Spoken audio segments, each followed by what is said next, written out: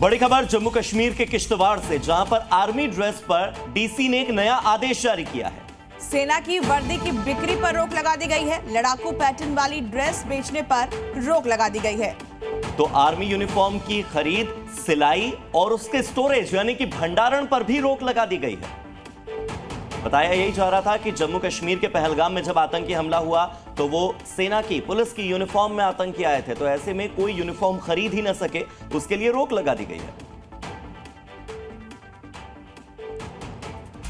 नमस्ते जी, में अगली बड़ी खबर आपको बताते हैं। यूपी से सभी पाकिस्तानी नागरिकों को वापस भेजा गया है। सिर्फ एक पाकिस्तानी नागरिक बाकी है जो 30 अप्रैल तक जिसे मोहलत दी गई है, इसके बाद उसे भी वापस पाकिस्तान लौटना होगा। तो उत्तर प्रदेश में सुरक्षा व्यवस्था मजबूत करने के निर्देश हैं, कानून व्यवस्था को बनाए रखने के निर्देश हैं और गृह मंत्री अमित शाह के कॉल के बाद योगी आदित्यनाथ की पूरी फोर्स एक्शन मोड में है। डीजीपी ने आदेश दे दिए हैं कि आखिरी मोहलत अगर है तो 30 अप्रैल तक की। 1 मई से एक भी पाकिस्तानी भारत में नहीं।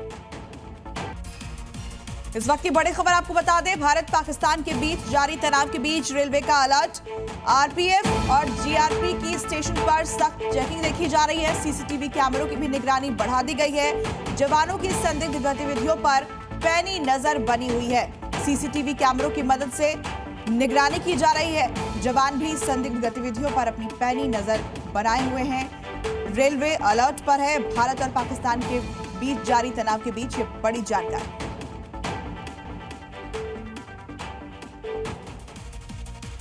तो वहीं पहलगाम में हुए आतंकी हमले के बाद राजस्थान से सटी भारत पाकिस्तान सीमा पर हाई अलर्ट घोषित कर दिया गया है। बीएसएफ और राजस्थान पुलिस ने सुरक्षा व्यवस्था को और सख्त कर दिया, जिन्हें परखने के लिए बीएसएफ के आईजी वहां पहुंचे। देखिए रिपोर्ट। अब बुलंद इरादे हैं मेरे, अभी और आसमां बाकी है, अभी मैं कैसे थक सकता हूं, तन पर मेरे खाकी है। बॉर्डर पर लगातार 24 घंटे भारतीय जवान गश्त कर रहे हैं। इसके साथ ही पेट्रोलिंग बढ़ा दी गई। वहीं ड्रोन और नाइट विजन जैसे तकनीकी उपकरणों से निगरानी को और प्रभावी बनाया गया है। हर संदिग्ध गतिविधि पर कड़ी नजर रखी जा रही है, जिससे किसी भी संभावित खतरे को समय रहते रोका जा सके, जिसका निरीक्षण करने खुद बीएसएफ के आईजी पहुंचे और जवानों को कविता सुनाकर उनका हौसला बढ़ाया। निर्भय हो विचरण, यह मुझको स्वीकार नहीं। राष्ट्रद्रोही और गद्दारों को जीवन का अधिकार नहीं।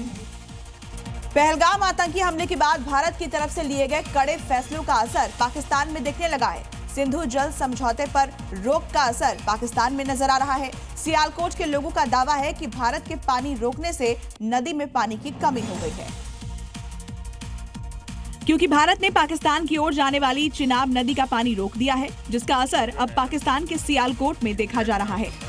ये पानी जो था ना, इस किनारे तक था, ये पानी सुबह इतना था, कभी काफी तेजी के साथ पानी नीचे उतरा है।